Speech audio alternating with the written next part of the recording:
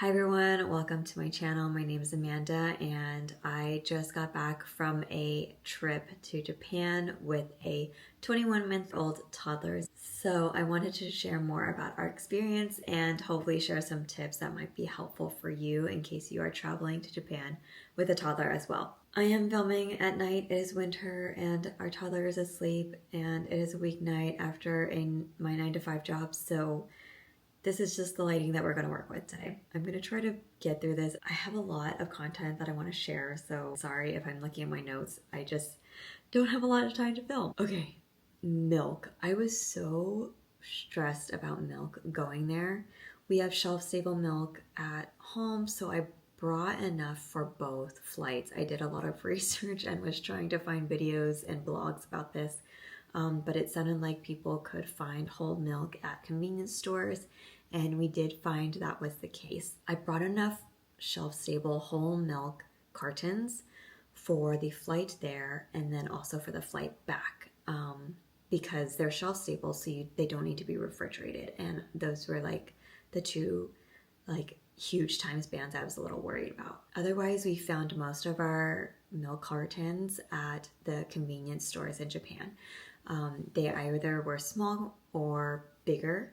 And we also stayed at places that had mini fridges. So sometimes if we were staying at a place for more than 2 days, we would buy like the larger cartons of whole milk. And we used Google Translate to figure out which ones were the whole milk. I think we relied on mainly this one carton that was blue and white. So that's the one we usually went for. Disneyland and Disney Sea though, I was so freaked out because I was like, where are we going to get milk? We stocked up when we found shelf-stable milk at the convenience stores. We lucked out and found some at a convenience store near the hotel that we were staying at, and that hotel was actually really close to Disneyland and Disney Sea. The shelf-stable milk is the one with like Disney characters on it. At least that's the one that we chose. And it said you didn't have to refrigerate. So I just stocked up on bringing a few of those to the park with us. In some of the restaurants at the parks have milk as well, so you can purchase those if you eat at restaurants. I think most of the time if we did buy it at a Disney restaurant, it would be the carton. Actually, no. One time we bought it from a Disney restaurant and it was like an actual cup of milk. So we brought a stainless steel straw cup that he's used to drinking milk out of.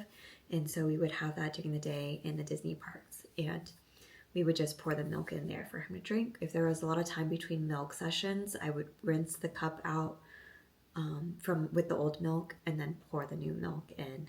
You could also bring soap and bottle brush if you'd like, but it was just not necessary. I was changing out the milk maybe like every, I don't know, 2 to 4 hours. It stayed like fairly the same temperature in the stainless steel bottle, so it tasted fine to me. So that's what we did. I would say if you're planning activities where you might not be near a convenience store, like we went to like a shrine in Kyoto and it was a little bit harder to find a convenience store. It wasn't like on every block like it is in some bigger cities. So I would say maybe just if you're planning like sightseeing like out, further out away from like big cities, maybe try to find or stock up on shelf-stable milk and save it for those types of days where you might not be as close to a convenience store all the time.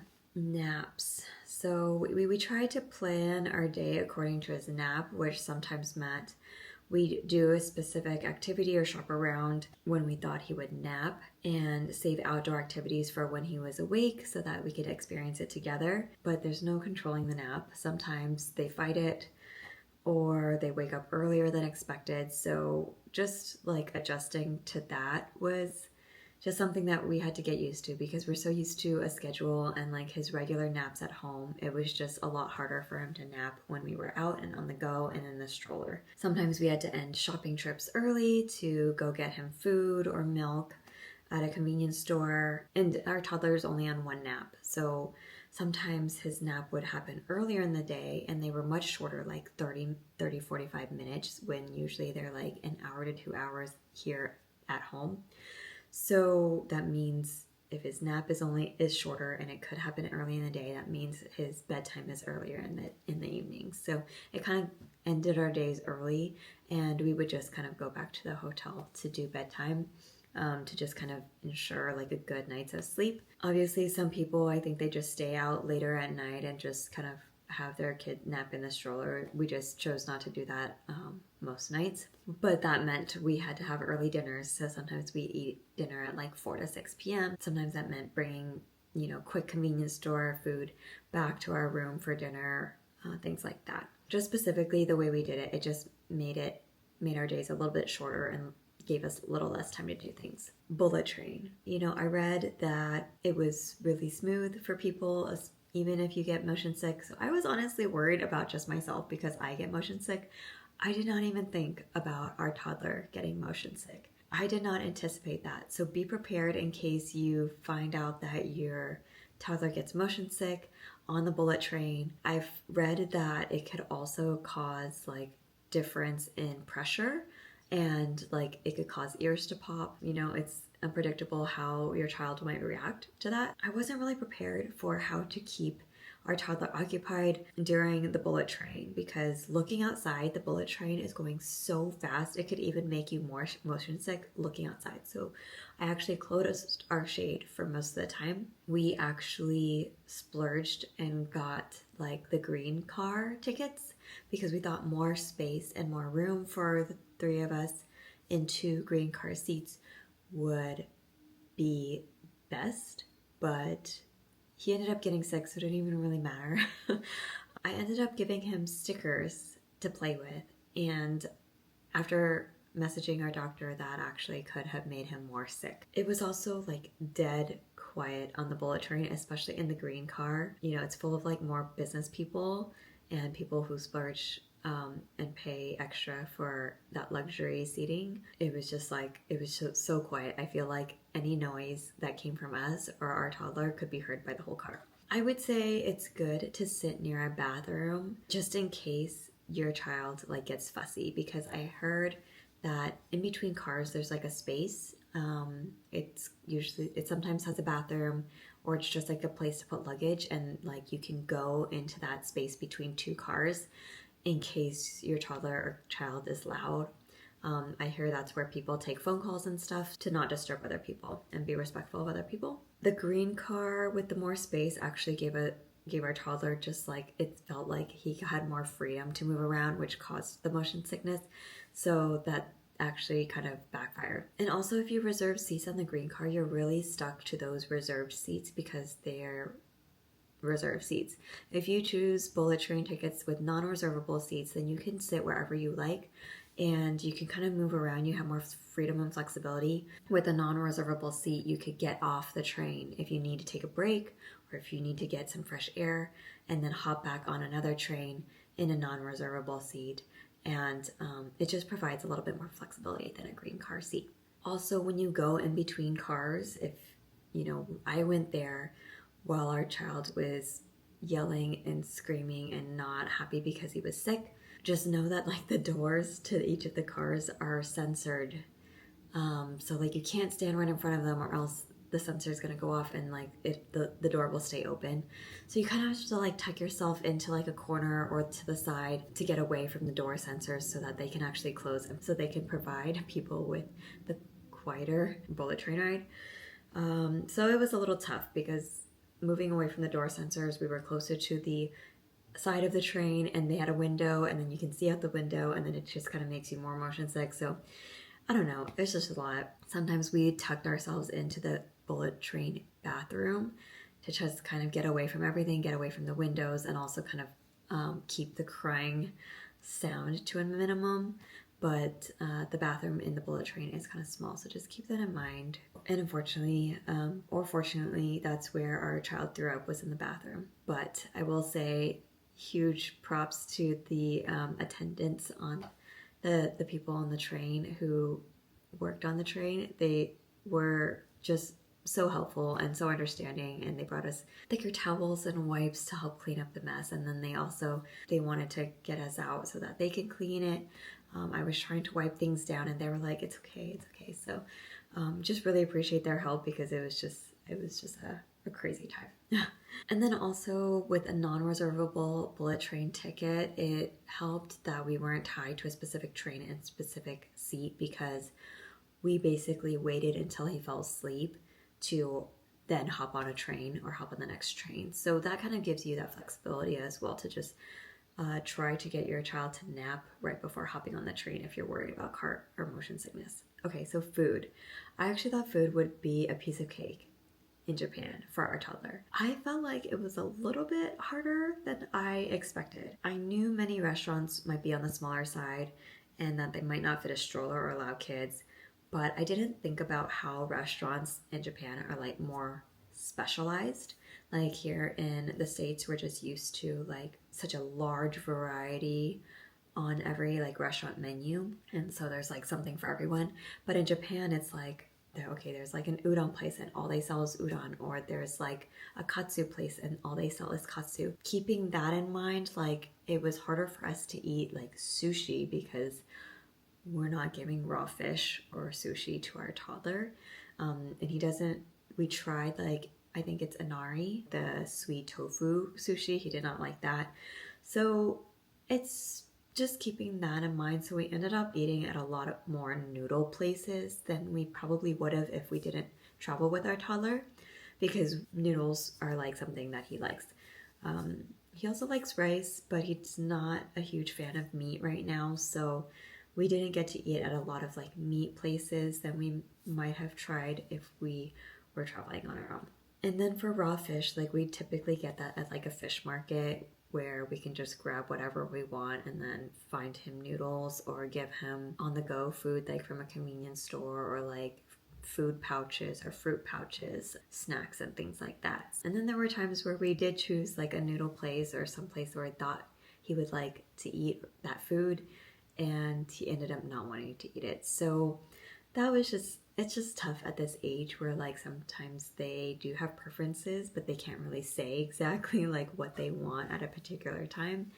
So, you know, sometimes we ate at places and he didn't even eat the food. Elevators and stairs. I heard that elevators were typically like kind of like out of the way and harder to find sometimes, or sometimes at the far end of train stations, but sometimes not all train station entrances have elevators. I didn't really anticipate that. I just kind of assumed that all train station entrances or whatever might have an elevator. And maybe we just didn't have our Google Map settings correct, but sometimes we just ended up carrying the stroller with him inside and carrying him up and down a flight of stairs. And he kind of felt like it was like a ride, like a roller coaster type of thing. So he had fun with that. But yeah, when we couldn't find an elevator, we ended up doing that. I've seen some people take the kid out and just carry the stroller and the kid separately. So whatever is the safest way. We of course carried him with him fully buckled in. So that worked out. But yeah, it was definitely a good arm workout. Towards the end of our trip, we did find that some train stations had these maps, and it would show you like the train stations on future stops and which car to get on if you want to exit off the train at a particular stop to get close to the elevator. So that was super helpful, and I'll try to put an image of what that looks like here so you can look for it. But once we found that, it was so helpful. We'd look at it all the time and see which stop we were getting off at and where the elevator was at that stop. Try to get on that car, on that train, so that when we exited, we were like really close to the elevator and we didn't have to look too hard for it. I think at this particular age for toddlers, the goal is just to get out of the hotel room, because all they want to do, or at least all our toddler wanted to do, was just touch everything in the room. And the mini fridge was the thing that he was so attached to. But obviously it's not good to keep opening and closing the fridge door, especially if we have whole milk in there and other foods. So it just felt like getting out of the hotel was the goal every day, even if it was early and not many places were open. When we were out early and we needed food, we really relied on the convenience stores for the most part. And luckily they do have pretty good food. Like they have the onigiri, they have sandwiches and pastries and bread. So, and yogurt. So those were really great foods to rely on for ourselves and our toddler. Be prepared for the long flights. So that meant for us downloading entertainment on our phones or iPads, having a ton of snacks, new snacks that might interest him, as well as snacks that he was used to and really enjoyed. I would also recommend an extra pair of clothes, or extra 1 or 2 pair of clothes for your toddler, and 1 or 2 extra pairs of clothes for you as well, just in case an accident happens. That did happen to us. Our toddler threw up on one of us on one of our flights, and we didn't have a carry-on with extra clothes. So that is something that we learned from then on out, to always have an extra pair of clothes, especially if your toddler ends up experiencing motion sickness. I would say that staying at a big hotel or in an area where there's a lot to explore outside is really helpful, especially during the jet lag. The first night that we were there, our toddler woke up at 1 a.m. and was just going wild in our hotel room, and it was a lot. So we left our hotel room, and thankfully we were staying at a big hotel. We were actually staying at a Sheraton, and it's like the type that has like, you know, probably like conference rooms and like a couple dining areas, as well as a big lobby. And it actually even had like stores within the hotel, and a convenience store, or 2 convenience stores. This was a Sheraton near the Disney parks, and highly recommend that. But anyway, so because we were up so early, we were able to just kind of roam around the hotel. We were the only ones up and walking around, like no workers were around. And there was like a huge waterfall in the hotel, so our toddler loved looking at that. We just walked around. Most of the stores were closed. I think the convenience store was open because it's 24/7. So there's that option to just explore if you need to. It was just nice to roam around in the hotel because it was kind of like a safe space for him to just like go, and we didn't have to worry about him or his safety, and he wasn't bothering anyone else. I've also seen videos of people staying near outdoor parks or food markets when they're closed, and they'll just kind of let their kids, you know, go to playgrounds or parks or the food markets before they open, because it's just like open streets with no cars. So that's an option as well, to kill time in the morning before stores or restaurants or activities open for the day. The bed situation. So my husband is pretty tall, and my toddler is also used to sleeping on his own. He sleeps in his own bed in his own room. So we're not used to co-sleeping. We've traveled before, and he just doesn't, he's not a fan of a travel crib, and he likes to sleep in between us. That's the best way to make it work. So we were looking to co-sleep for this trip to make it easier, and then we didn't have to bring a travel crib or anything like that. However, it seems like most hotels have like twin beds or double beds, and double beds there, I don't know if this is true, but they might even be smaller than double beds here. But in any case, they're smaller than queen size beds, and I just like didn't think we would be that very comfortable in a queen size bed sharing with 3 of us. So it took a lot more research to find sleeping arrangements where there was like ideally like a king size bed, if not like a queen size bed, or ideally like beds that could be pushed together.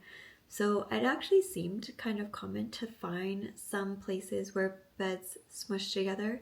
So the Sheraton that we stayed at near the Disney parks, we got a room with like, I think 3 twin beds or 3 queen beds, or 2 queens and 1 twin, I don't even remember, but they were like all squished together. So we each had our own bed, and that honestly was like so fun and great. So I might do a separate video with the specific hotels that we stayed at and the sleeping arrangements. So that's just something to keep in mind, is that a lot of the beds in hotels in Japan are just like, they run smaller, and especially if you're planning to co-sleep with a toddler in between you, and ours likes to spread himself out in between us, maybe keep in mind that when you're looking for hotels, and maybe try to look for ones with bigger beds. Shipping luggage was super handy, especially because we already had a stroller that we were always bringing around. We always had a diaper backpack and another potential backpack for us to walk around with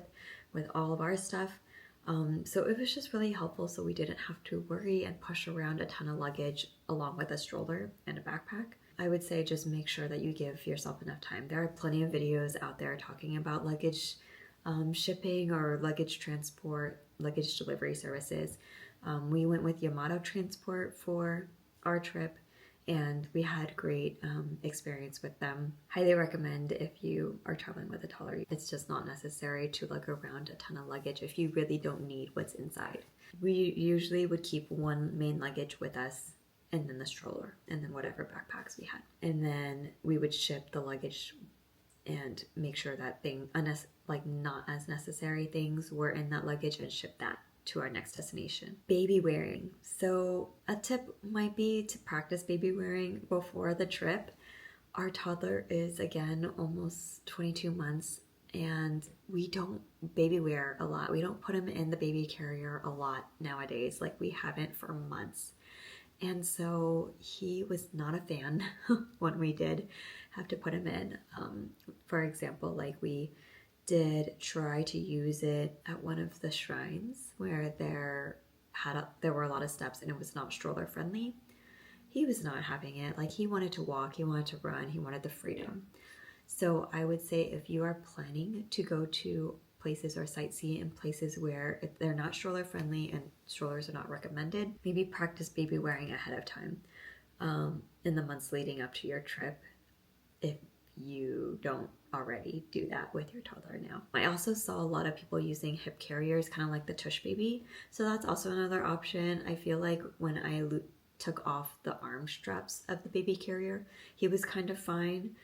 So I had just like the waist support, so maybe I could have just brought like a Tush Baby hip carrier type of thing, and he would have been okay with that because it gives their upper bodies a lot more freedom at that age. It was just not really successful for us when we tried to do it on this trip. Kids and everyone in Japan are pretty quiet. Like, we were in the middle of like the city of Kyoto. There were cars and people around, but like when our toddler was like making sounds, it just felt like that was the only sound that we could hear around the whole block. It was just like, it's pretty quiet at times. Just be prepared for that and try your best. I know kids are gonna be kids, so there's only so much you can do. It was just like, whoa, everything's so quiet. I don't even understand how. It's tough at this age because they're toddlers and they're learning so much and wanting to do so much on their own. I don't think our child knows what it means to like be quiet, or why we need to be quiet. Because of that, we did rely on screen time a lot more than we normally would at home, just to kind of keep him a little bit more quiet and more occupied in certain situations.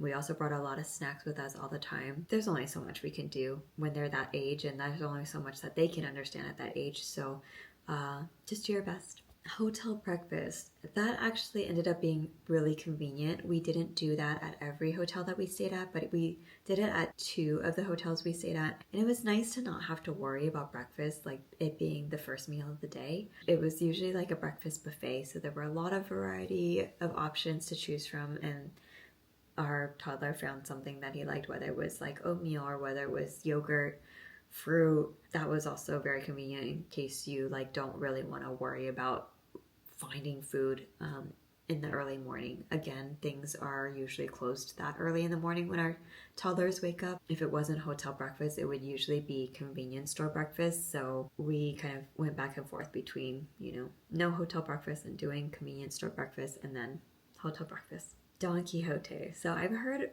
a lot of things, and I was excited to go shop there because it just felt like a huge superstore. Although it is great, I will say it is very overstimulating, even for me. So just a heads up in case you've never been to a Don Quijote store before, which is kind of like their, like their discount department store type of thing.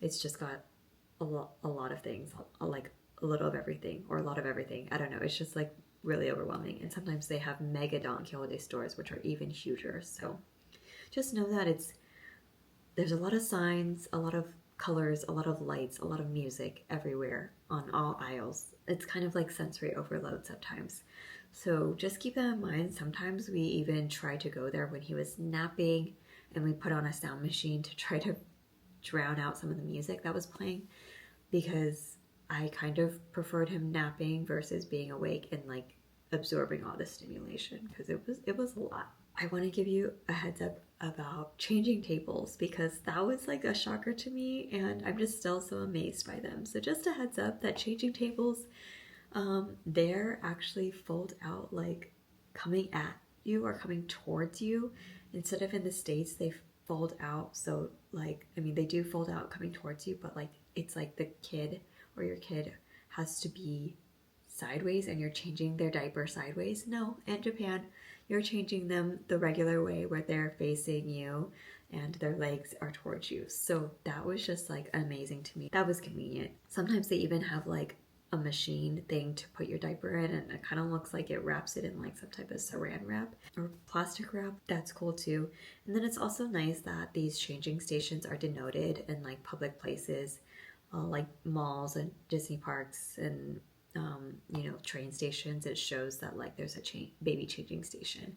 So just look for those icons and you'll find your way. We did bring a travel booster seat. We had the Hiccup Pop. Usually we use that at our restaurants here in the US, but we actually didn't use it much in Japan. I kind of wish we did. We didn't because we didn't bring it around with us. It's a lot when we had a stroller and a backpack and all this other, you know, stuff to worry about.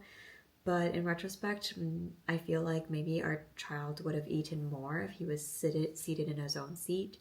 We had him eat a lot of meals in his stroller, and I think that was just not like the best for eating, or sometimes he would be on our laps, and I just noticed that our particular child eats less when he's on our lap or in the stroller. So I think he would have eaten more if we brought his booster seat with us more often to more restaurants. That's just something I would do differently if we did go back. And then along the lines of like eating at restaurants, some restaurants did have like kid-friendly like bowls and plates and forks and spoons, but some didn't. So I feel like I should have brought maybe like one kid bowl or one kid plate just in case, just to make feeding a little bit easier or his self-feeding a little bit easier. Another thing that I might have done differently is find a travel stroller with a bigger like storage or cargo space at the bottom. Our stroller, that's like one of the only downsides to it is like the bottom storage basket is small, and so stuffing our backpack in there was just like such a hassle every day. If you have a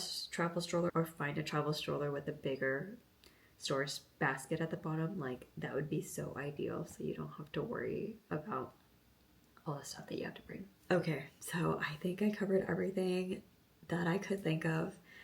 Feel free to leave me questions or comments down below. I honestly did enjoy our time in Japan with our toddler. These were just like all lessons learned or just tips that I feel like weren't covered in other videos that I listened to about bringing a toddler to Japan. So hopefully you found something helpful in this video, and wishing you the best of luck in your travels. If you liked this video or found it helpful, please give it a thumbs up and subscribe for more videos, and I hope to see you in the next one. Bye!